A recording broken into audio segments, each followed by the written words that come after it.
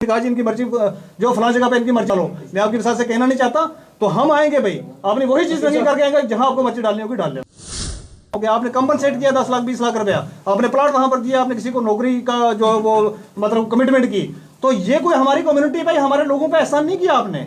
ये कोई भी सरकार होती है, कोई भी स्टेट होती है, उसका फर्ज बनता है ये करना। ओके, इन लोगों के ऊपर एफआईआर दर्ज करके बाई नेम दर्ज करके 302 के पर्चे के अंदर, और इनको इमीडिएट उठा के अंदर डाले, अरेस्ट करे। अगर ऐसा 7 दिन के अंदर नहीं होता है तो जम्मू कश्मीर के हम बहुत सारे हमने अजाब पहले झेले हैं, बहुत बार हमने चीज़ों को कंडेम किया है।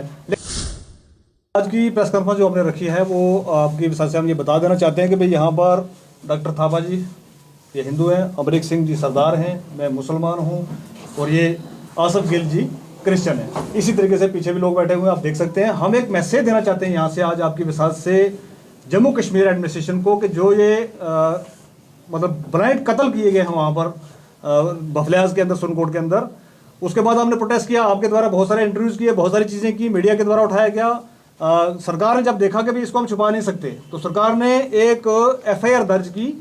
उस एफआईआर के अंदर दिखाया कि भी अननोन लोगों ने, कल से एक वीडियो वायरल हो रहा है, उस जितने वो बच्चे जो वो मारे गए वहाँ पर, नौजवान जो मारे गए 30-40 साल के बच्चे, जिनको टॉर्चर कर करके मार दिया गया और मारते मारते मार दिया गया, ये सबसे बड़ी वो बात है वहाँ से। तो आज जब उनके नाम सार्वजनिक हो गए, मैं आपकी विशेष से बताना चाहूँगा जो हमने वहाँ से उनके ही वीडियो क्लिप से निकाले हैं।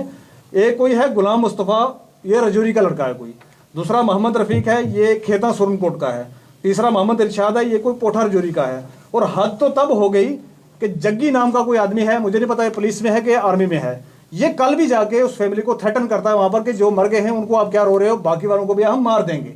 तो मैं पूछना चाहता हूँ आपके साथ से, यहाँ की एडमिनिस्ट्रेशन से, यहाँ की सरकार से, क्या हम किस जोन में रह रहे हैं? क्या ये वही देश है हिंदुस्तान जहाँ पर हर किसी का जो देख रेख की जाती थी, पूछताछ की जाती थी, या कोई वो जगह इन्होंने इस तरीके से बना ली है कि आप किसी को उठाओगे और मार दोगे? तो हमारी आप लोगों की विशेष से आज ये डिमांड है कि ये गुलाम मुस्तफ़ा, मोहम्मद रफ़ीक और इरशाद, और उसके बाद ये कोई जग्गी जो है, कम से कम ये 5 लोग जो हैं इनको तो अरेस्ट करे और इस एफआईआर के अंदर इनके नाम दर्ज करे। क्यों अननोन लोगों पे जो है एफआईआर अभी तक लगा के रखी है? अगर आप ये देख के एडमिनिस्ट्रेशन ये समझाना चाहती है कि जो एफआईआर लगा के हम लोगों को आईवाश कर लेंगे, ये एक आईवाश दे के कुछ कंपनसेशन दे के हम इसको मामले को बैठा लेंगे, तो हम आपके साथ से कह देना चाहते हैं, हिंदू मुस्लिम सिख इतिहाद हमारा जो जहाँ पर आप देख रहे हैं आज, हम सब लोग जिस हालत में आज आपके सामने बैठे हुए हैं, इसी हालत में हम प्रोटेस्ट पे उतरेंगे। हम दे रहे हैं 7 दिन का अल्टीमेटम, 7 दिन का अल्टीमेटम हमारी तरफ से सरकार को कि इन लोगों के ऊपर एफआईआर दर्ज करके, बाई नेम दर्ज करके 302 के पर्चे के अंदर, और इनको इमीडिएट उठा के अंदर डाले, अरेस्ट करे। अगर ऐसा 7 दिन के अंदर नहीं होता है तो जम्मू कश्मीर के हम बहुत सारे हमने अजाब पहले झेले हैं, बहुत बार हमने चीज़ों को कंडेम किया है, लेकिन हम हर बार कंडेमनेशन करते रहेंगे, ये कहीं का कोई इंसान मेरे को लगता नहीं है। कल राजनाथ सिंह जी आए थे, उन्होंने कहा जी इंसाफ होगा। मैं पूछना चाहूंगा जनाब, कौन सा इंसाफ होगा और कैसा इंसाफ होगा? एफआईआर आपने दर्ज की, उसके अंदर आपने नाम किसी का नहीं डाला, आप कह रहे जी हम इंटरनल इंक्वायरी कर रहे हो। क्या इंटरनल इंक्वायरी से जो वो 3 बच्चे जो मार दिए गए वो जिंदा हो जाएंगे? क्या वो 15 से शायद जो लोग इस टाइम हॉस्पिटलों में पड़े हुए हैं, क्या वो ठीक हो जाएंगे? और एक और बात बता देना चाहता हूँ आपकी विशेष से, में कि 2 लोग इसके अंदर और सीरियस हैं जिनको कमांड हॉस्पिटल उधमपुर भेजा गया है। वो किसी भी टाइम अपनी जान जो बेचारे वो दे सकते हैं, क्योंकि उनकी हालत खराब बताई जा रही है। तो इस हालत के अंदर क्यों नहीं उनको कहीं दूसरी जगह शिफ्ट किया गया? तो ये जो जिलमिल तरीके से हमारी यहाँ की सरकार कर रही है, एडमिनिस्ट्रेशन कर रही है, हम आपके साथ से इसको समझा देना चाहते हैं, कह देना चाहते हैं। आप मत इस गलतफहमी में रहें कि ये ट्राइबल लोग हैं पहाड़ियों के और ये मर जाएंगे तो इनको पूछने वाला वाली वारस नहीं आएगा।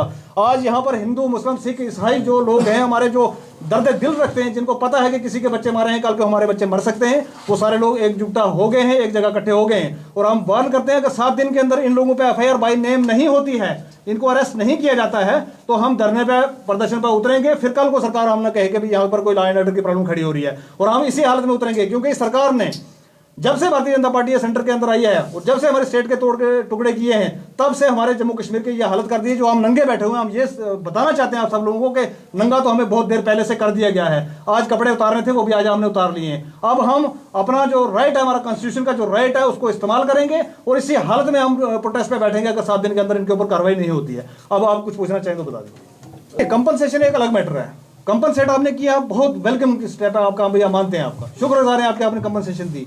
लेकिन कंपनसेशन से मर्डर तो नहीं ना माफ होता। आपने किसी को नौकरी दे दी परिवार में, उससे मर्डर तो नहीं ना माफ होगा। आपने जमीन दे दी वहां पर, तो क्या वो जिंदा हो जाएंगे? जो 3 बच्चे हमारे नुकसान हो गए और 2 जो है वो मौत और जिंदगी के बीच में कश्मकश में झूल रहे हैं, वो तो वापस नहीं आएंगे। हम चाहते हैं कि भाई ठीक है, ये जो आपने सरकार ने किया, ये सरकार का कर्तव्य था, करना था। और एक और बात बता देना चाहता हूँ कि आपने कंपनसेट किया 10 लाख 20 लाख रुपया, आपने प्लाट वहां पर दिया, आपने किसी को नौकरी का जो वो मतलब कमिटमेंट की, तो ये कोई हमारी कम्युनिटी भाई हमारे लोगों पे एहसान नहीं किया आपने। ये कोई भी सरकार होती है, कोई भी स्टेट होती है, उसका फर्ज बनता है ये करना। वो आपने किया, अपना फर्ज निभाया। ये हमको एहसान नहीं मानते कि जी बड़ा आपने कोई तूफान कर दिया। हमें इंसाफ चाहिए, हमें इंसाफ चाहिए। और इंसाफ इस सूरत में चाहिए कि जिन लोगों के नाम रिवील्स हो चुके हैं, जिनके आई विटनेसेस अवेलेबल हैं, जिनके आई विटनेस ये कह रहे हैं कि हमने देखा फलां बंदे ने फलाने पकड़ा, फलाने बाजू पकड़ा, फलाने उसको किक मारी, फलाने उसको मारा, फलाने करंट लगाया।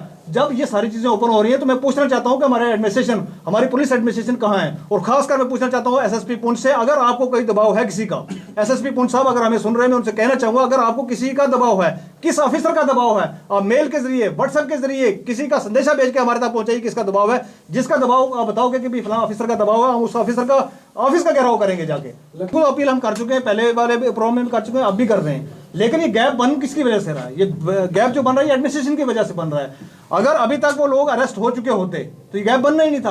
देखिए अब जो चले गए वो तो वापस आ नहीं सकते। अब उनकी इंसाफ की लड़ाई है।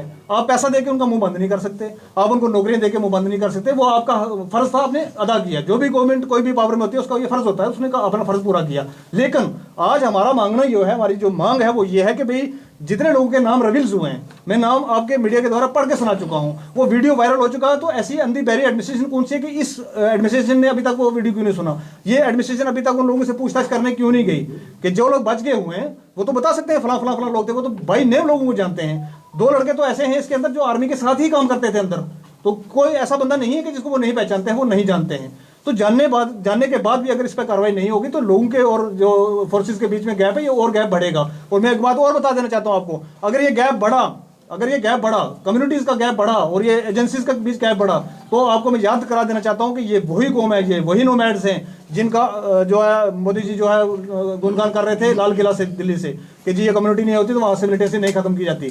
तो अगर वहां से लिटरेसी खत्म करनी है, कल के इंटरव्यूज में भी हमने एक और चीज कही थी, आपको नोमैड्स का इनका एक वहां पर एक यूनिट खड़ी करनी चाहिए, रजौरी पुंछ के लिए। लोकल लोग, एक बच्चा छोटा 18 साल का, कल आपने उसका बयान देखा होगा, उसने कहा जी आपसे कुछ नहीं होता, आप यहाँ से पोस्ट हटाइए, हमें गन्ने दे दीजिए, जो कोई होगा हम ढूंढ के लाएंगे उसको। लेकिन आप उसको ट्रेनिंग नहीं दोगे, उसके बजाय वो करोगे जो बकरी चराने वाला बच्चा है उसको उठाओगे और इस तरीके का टार्चर करोगे मिर्ची डाल के। और अगली बार मैं आपको बता देना चाहता हूँ, अगर 7 दिन के अंदर ये कार्रवाई नहीं होती है, हम मिर्ची और डंडा साथ में लेके आएंगे। जिसको पटाई करनी है हमारी पटाई करिए यार, हमारी पटाई करिए। हम ही नालायक लोग हैं जो अपनी कम्युनिटीज के लिए, अपने लोगों के लिए बात नहीं कर पा रहे हैं। हम ही नालायक लोग हैं जिनकी वजह से कोई एडमिशन को टच से मास नहीं हो रही है। तो अगली बार हम मिर्ची भी लेके आएंगे, डंडा भी लेके आएंगे। उस वीडियो के अंदर आपने देखा होगा बहुत भद्दी लैंग्वेज यूज करके किसी ने कहा जी इनकी मर्जी, जो फलां जगह पे इनकी मर्जी डालो। मैं आपकी विशाल से कहना नहीं चाहता, तो हम आएंगे भाई, आपने वही चीज नहीं करके आएंगे जहां आपको मर्जी डालनी होगी डाल लेना। एक चीज मैं और बता देना चाहता हूँ, सियासतदानों को नटंकी बंद कर दें आप, कि आपको जाने नहीं दिया जा रहा, आपको रोका जा रहा, आपको फलाना किया जा रहा है। आप यार लोगों के सरबराह हो, आपको लोगों ने बहुत बार जिताया है, आप सिटिंग एमएलए रह चुके हो, आप एमपीज रह चुके हो। आज गुमराह मत करो पूरी कम्युनिटी को। आप गुमराह करोगे पूरी कम्युनिटी को, नहीं हमें जाने नहीं दिया जा रहा और हमें आने नहीं दिया जा रहा। जब आपको वोट मांगने आना होता था तब तो आ जाते थे आप 4 दीवारें भी तोड़ के। आज आपको तकलीफ हो रही है वहां आने में, और आने की क्या दिक्कत है? ये जो बनाया जा रहा है कि हमें आने नहीं दिया जा रहा है, ये टोटल पॉलिटिकल स्टंट है। जो कह रहा है नहीं आने दिया जा रहा, मैं कह रहा हूँ 7 दिन के अंदर अगर कार्रवाई नहीं होती है, आए आप जम्मू में हमें ज्वाइन करें, मैं देखता हूँ कौन रोकता है।